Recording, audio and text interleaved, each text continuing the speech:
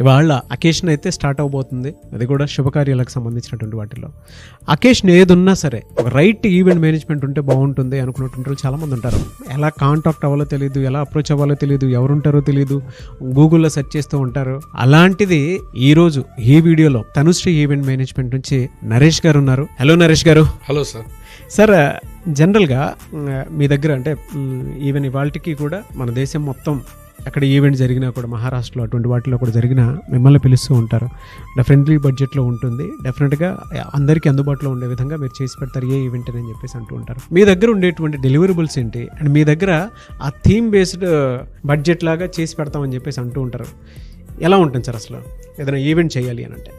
Sir, మీరు చెప్పినట్టుగానే మనం రీసెంట్గా ఒక మహారాష్ట్రలో ఒక వెడ్డింగ్ చేసామండి 10 lakhs బడ్జెట్లో.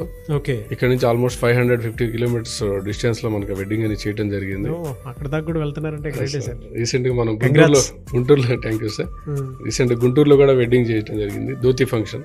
ఓకే. ధోతి ఫంక్షన్ చాలా గ్రాండ్గా చేస్తాం, 2000 members capacity, including food, decoration, tent house, photography, entries, మొత్తం బాణసంచా, మొత్తం A to Z ఎవ్రీథింగ్ మనం ప్లాన్ చేసామండి.